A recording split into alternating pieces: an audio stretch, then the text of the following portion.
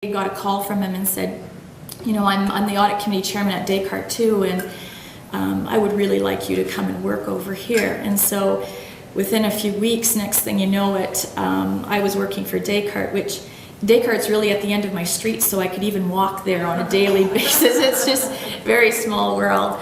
So I've been at Descartes now for almost 3 years, and we've done a lot of acquisitions. Descartes has seen a tremendous amount of growth, and we've done a lot of financings, and so you know, you can see the same kind of reoccurring theme that since I've really started working, that I really like doing a lot of the corporate transactions, a lot of the M&A work, financings, acquisitions, and this just seems to be a common theme. So this is a bit of a profile of Descartes as a standalone. So we're a $400 million market cap company. We're publicly traded on 2 stock exchanges. We have annual revenue of just under $75 million. We're a US GAAP foreign filer. We operate in 8 different countries, and we have over 11 different currencies and 23 different legal entities, and we employ just under 500 employees globally. So this kind of just gives you an idea of some of the complexity that we deal with on a daily basis. FX is a big issue for me, and I have to watch hedging and make sure that currencies are all going in our favor. Compliance, you know, with 23 legal entities, you've got to get everything added up properly and make sure that you're compliant, or else someone's going to put a stop to you. So in the organization, this is more of a high-level summary of what I really do on a day-to-day basis. So I assist with the development of the strategy, and that's an ongoing. We don't just do it once a year and park it on a shelf. We very much live to that strategy, and some of you have had an opportunity to meet our CEO, Art Mesher. I know that he's spoken here at Laurier on various panels, and quite a dynamic speaker. And he's very, very focused with the strategy. I develop a lot of models, and maybe this is where the math background really comes in, to really reflect our operational performance. And we do something at Descartes that we call a calibration, and we release this publicly to our investment community. We're fortunate that we have a very good recurring revenue base, unlike the open text and the MKS, where they're a lot dependent on perpetual license sales. We actually have recurring revenue that happens every single month. So when I start my quarter at the beginning of the quarter, I can be rest assured that I will be able to make that quarter. And I look at my expenses and I calibrate my expenses so that we can actually hit a certain adjusted net income margin. So our margins are probably 29% right now. We're very profitable. We probably kick off over $5 million in cash every quarter, and that helps really fuel our acquisition strategy. So in terms of risk management, if you ever looked at one of our annual reports, you're going to see about 10 pages of risks. And that 10 pages of risk is really there to notify all the readers that there's a lot of risks associated with any type of business, and everything under the sink seems to get, included as a risk.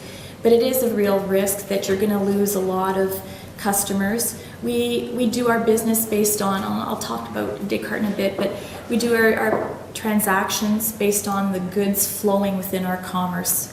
And so, as you know, in a recessionary time, there's not as much goods flowing around, so that impacts our revenue flow. So we have to make sure that we quantify these losses, we calibrate our business, and we certainly plan for them. We've done, as I said, we've done 7 acquisitions since I've been there in the 3 years, and hopefully in another month or 2, we'll have another very large acquisition that we'll complete. We've publicly disclosed that we're going to take over Portis, which is a Belgian company, and they have quite a size of revenue. So at that point, I would imagine that we'll be, certainly well over the 100 million in annual revenues.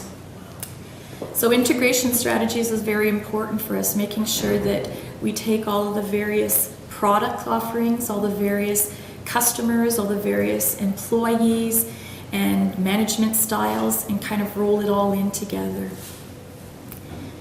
We have a lot of complex financial accounting standards out there, and for some of you who are not keeping necessarily abreast of all of this, we're under US GAAP, and US GAAP hasn't necessarily changed and decided to conform with the international reporting standards, but there's a lot of changing, and there's just been so much happening out in the industry that there's been tremendous amount of rules being set. And if you look at the revenue recognition rules, I have a book at least this thick that, every time I have a deal, I have to kind of research it and make sure that I'm in compliance.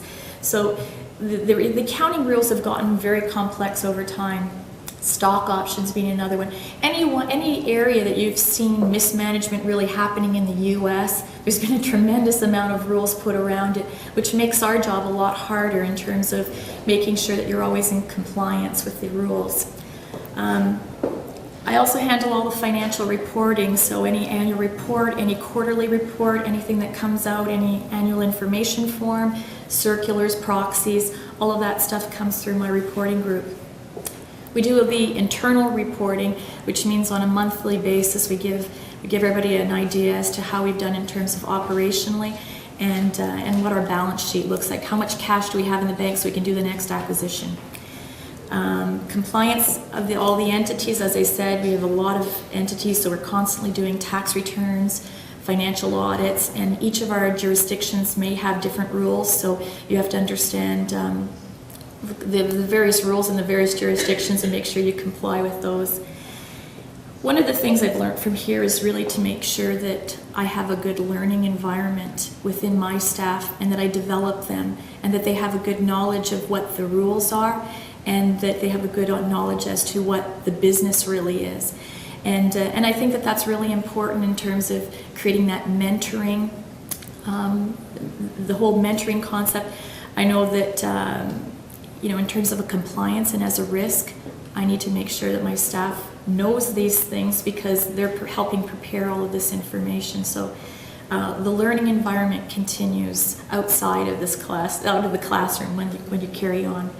And lastly, acquisition support, and I think that really my time at Descartes has been primarily focused on acquisitions. We're very much metrics driven, focused on results, and as you can see, I kind of joined in the Q1 08 time frame when it was about 3 million, and since that point we've taken the quarterly run rate up to 5.2, and so I just put what the non-GAAP financial term is for this adjusted net income. But more or less, this is really what you're looking at, your free cash flows generated from your operations on a quarterly basis.